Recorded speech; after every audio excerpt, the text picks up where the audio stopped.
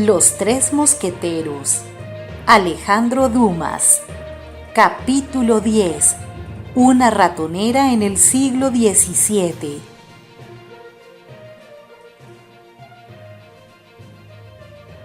La invención de la ratonera no es de nuestros tiempos.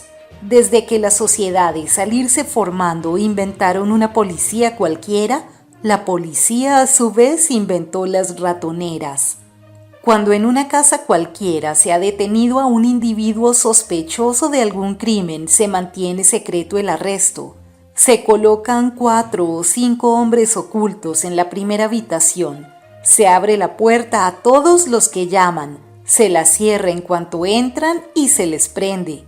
De este modo, después de 2 o 3 días se coge a todos los concurrentes asiduos al establecimiento.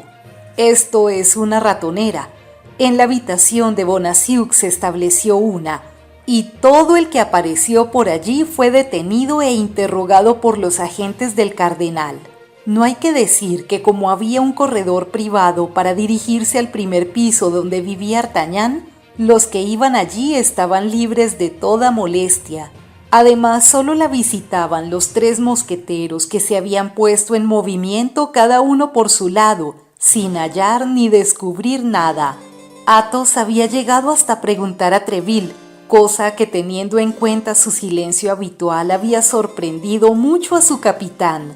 Pero Treville no sabía más sino que la última vez que había visto a su eminencia, al rey y la reina, el cardenal estaba muy preocupado. El rey inquieto y los ojos enrojecidos de la reina demostraban que había velado o llorado.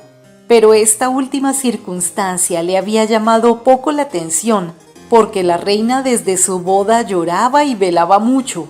Treville a todo evento recomendó a Athos el servicio del rey y sobre todo de la reina, rogándole que hiciera la misma recomendación a sus compañeros. Respecto a Artagnan, no se movía de su casa. Había convertido su cuarto en observatorio. Desde las ventanas veía llegar a los que iban a ser cogidos, y luego, gracias a un agujero que había practicado en el suelo de su habitación levantando un ladrillo, oía todos los interrogatorios y se enteraba de lo que pasaba entre los inquisidores y los acusados. Los interrogatorios, precedidos del minucioso registro de cada detenido, eran casi siempre estos: ¿le ha dado la señora Bonacieux algo para su marido o para cualquier otra persona? ¿Le ha dado Bonacieux algo para su mujer o para cualquier otra persona? ¿Le ha hecho alguno de ellos alguna confidencia de palabra? Si supieran algo no preguntarían así, pensaba Artagnan. Ahora bien, ¿qué desean saber? Si el duque de Buckingham se encuentra en París y si ha tenido o debe tener alguna entrevista con la reina. Artagnan se fijó en esta idea que después de todo lo que había oído no carecía de probabilidades. Entretanto, la ratonera seguía funcionando y la vigilancia de Artagnan también. La noche del día siguiente al de la prisión del pobre Bonacieux, cuando Athos acababa de dejar a Artagnan para ir a casa de Treville, habían dado las 9 y Planchet, que todavía no había hecho la cama, comenzaba a hacerla. Se oyó llamar a la puerta de la calle. Alguien venía a caer en la ratonera. Artagnan se dirigió a su agujero, se echó en el suelo y escuchó. Bien pronto oyó gritos y gemidos que se querían ahogar. No era un interrogatorio. ¡Diablo!, pensó Artagnan. Me parece que es una mujer. La registran, se resiste, le hacen violencia. ¡Miserables! Y Artagnan, a pesar de su prudencia, no podía dominar el deseo de tomar parte en la escena que se desarrollaba abajo de él. «Les digo que soy la dueña de la casa, señores. Les digo que soy la esposa de Bonacieux, que pertenezco a la servidumbre de la reina», exclamaba la desgraciada mujer. «¿La señora Bonacieux?», murmuró Artagnan. «¿Seré yo tan dichoso que haya encontrado lo que todo el mundo busca?» «A usted justamente es a quien esperábamos», respondieron los agentes. La voz se hizo cada vez más ahogada. Un movimiento tumultuoso se dejó ir en el piso bajo. La víctima resistía todo lo que una mujer puede resistir a 4 hombres. «Perdón, señores, exclamó la voz que ya no dejó oír más que sonidos inarticulados. «¡La mordazan! ¡Van a llevársela!», gritó D'Artagnan incorporándose como movido por un resorte. «¡Mi espada! ¡Ah, la tengo al lado! ¡Planchet!». «Señor, corre a buscar a Athos, Porthos y Aramis. Alguno de ellos debe estar ya en su casa. Puede que los 3 hayan regresado. Que tomen las armas, que vengan, que corran. ¡Ah! Ya me acuerdo, Athos está en casa de Treville». «¿Pero a dónde va, señor?». «Bajo por la ventana para llegar antes. Tú pon los ladrillos en mi cuarto, barre el suelo, sal por la puerta y corre a donde te he dicho». «Señor, señor, va a matarse», gritó Planchet. «Calla, necio», contestó D'Artagnan, y apoyando la mano en el borde de la ventana se dejó caer del primer piso, que felizmente no estaba muy alto, sin hacerse daño. Luego fue a llamar a la puerta de la habitación de Bonacieux diciendo para su coleto: «Ahora voy a dejarme coger en la ratonera, pero pobre del gato que tropiece con este ratón». Apenas sonó la aldaba con que había llamado el joven, cesó el ruido.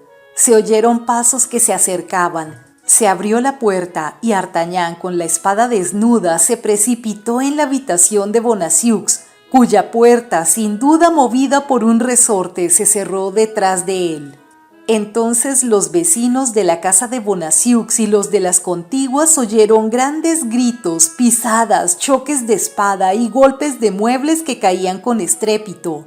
Un momento después, los que se habían asomado a las ventanas para conocer la causa del tumulto, vieron abrirse la puerta y 4 hombres con traje negro, no ya salir, sino volar como cuervos despavoridos, dejando caer sombreros y jirones de sus trajes enganchados doquiera. D'Artagnan quedó vencedor sin gran trabajo, fuerza es confesarlo, porque solo uno de los alguaciles estaba armado y se defendió por pura fórmula. Es verdad que los otros 3 trataron de herir al joven con sillas, los taburetes y hasta los pucheros, pero 2 o 3 arañazos hechos por la espada del gascón les atemorizaron. 10 minutos habían bastado para su derrota, quedando D'Artagnan dueño del campo de batalla.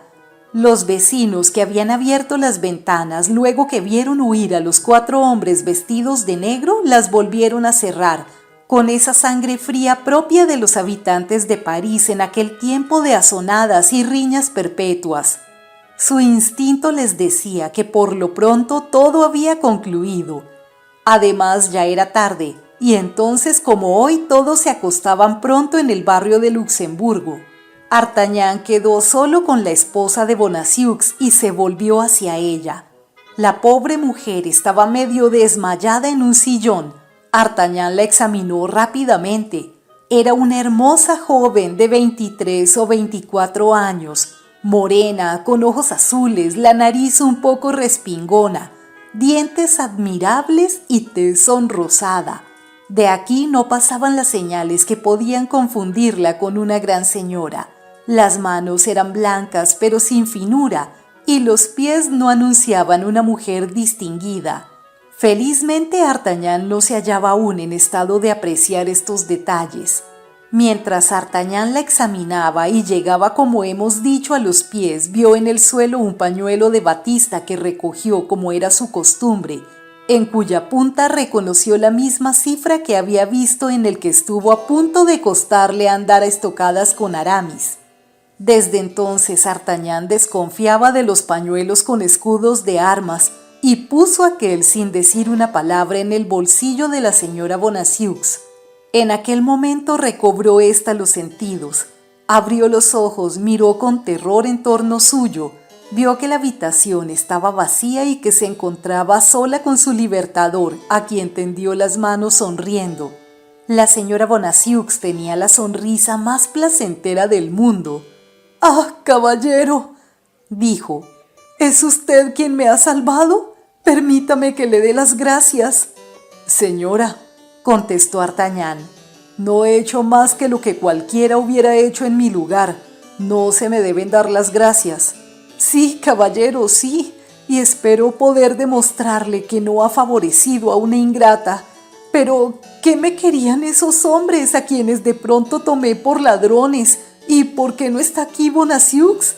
Señora, esos hombres eran mucho más temibles de lo que pudieran ser los ladrones, porque son agentes del cardenal.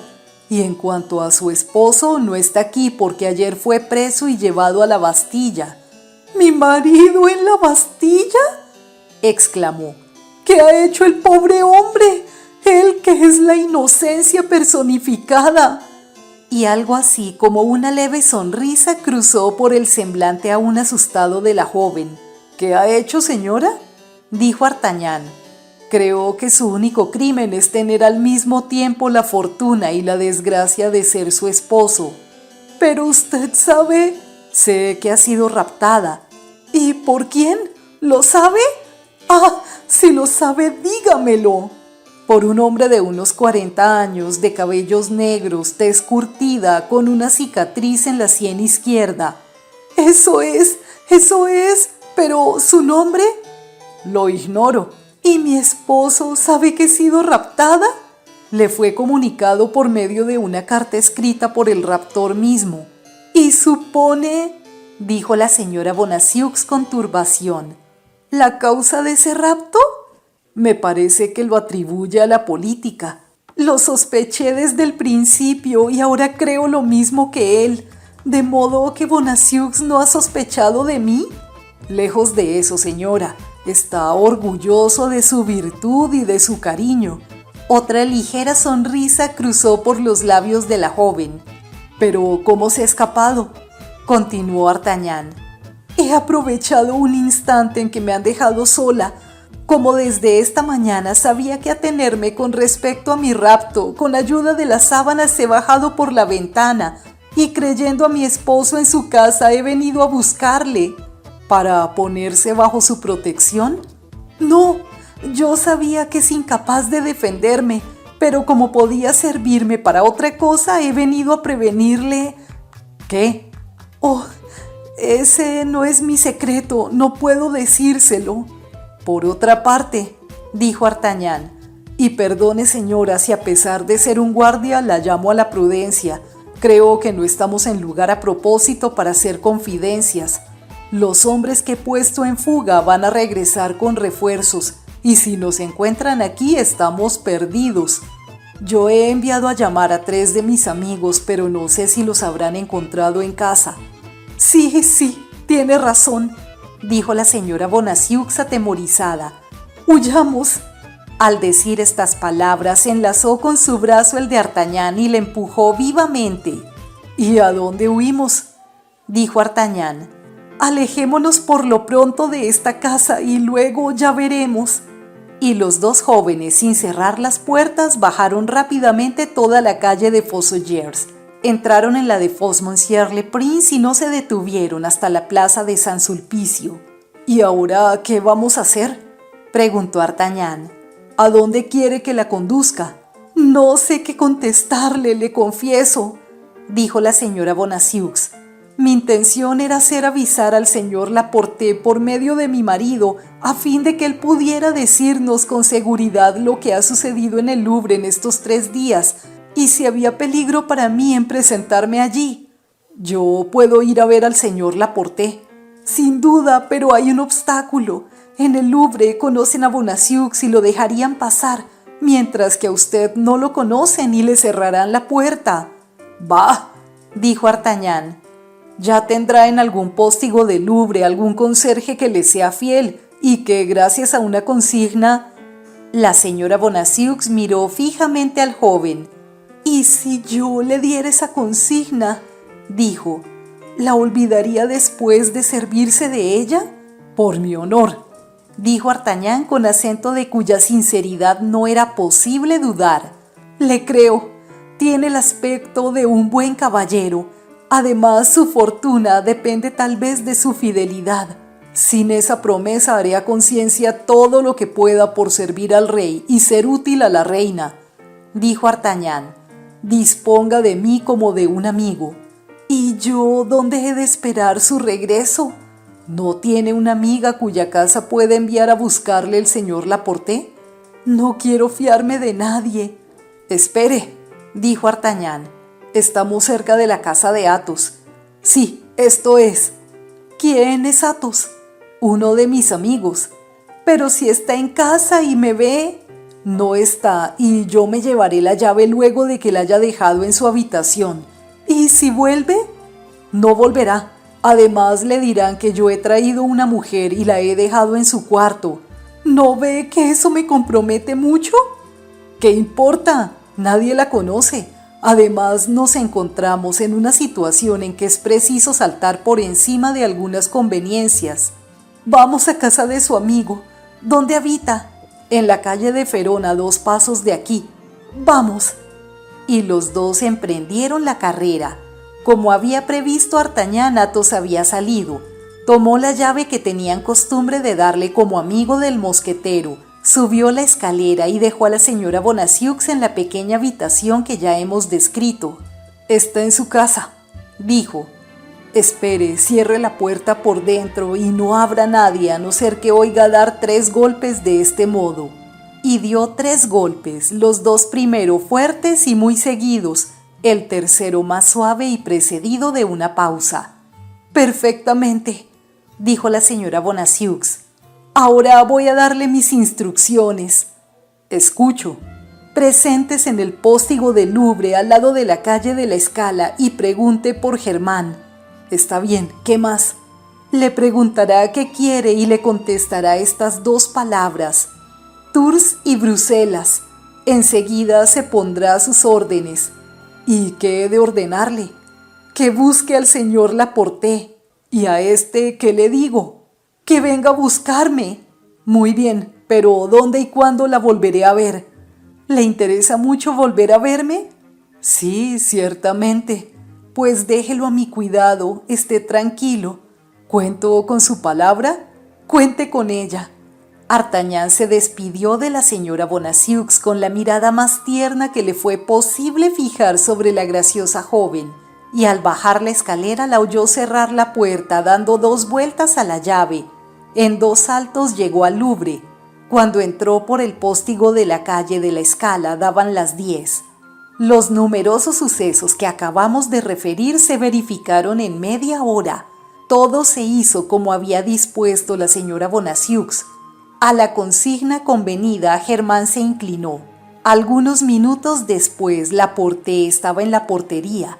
En 2 palabras le enteró a Artagnan de todo y le dijo dónde estaba la señora Bonacieux. Laporte se hizo repetir 2 veces las señas y partió como una flecha. Pero a los pocos pasos volvió y dijo a Artagnan: «¿Me permite darle un consejo?» «¿Cuál?» «Podría ser molestado por lo que acaba de ocurrir». «¿Lo cree?» «Lo creo. ¿Tiene algún amigo cuyo reloj se retrase?» «¿Para qué?» «Vaya a verle para que pueda atestiguar que estaba en su casa a las 9:30. En términos jurídicos eso se llama una coartada». Artagnan juzgó prudente el consejo. Echó a correr y llegó a casa de Tréville, pero en lugar de entrar al salón con todo el mundo pidió entrar en su gabinete. Como Artagnan era de los asiduos al palacio, no se opuso dificultad a su ruego, y fueron a avisar al señor de Tréville que su joven compatriota tenía algo importante que decirle y solicitaba una audiencia particular. 5 minutos después, Tréville preguntaba a Artagnan en qué podía servirle y qué era causa de aquella visita ahora tan avanzada. «Dispense, señor», dijo Artagnan, que había aprovechado el momento en que estuvo solo para trazar el reloj 3/4 de hora. «He creído que como no son más de las 9:25 era un tiempo de presentarme a usted».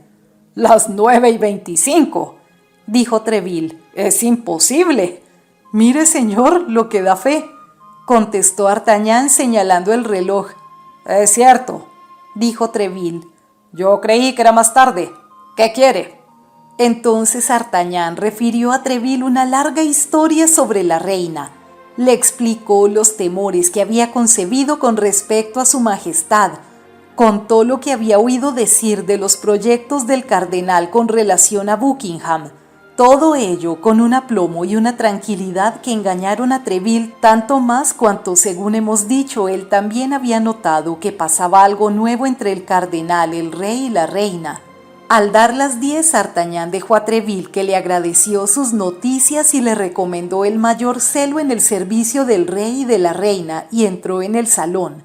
Pero al pie de la escalera D'Artagnan recordó que había olvidado su bastón.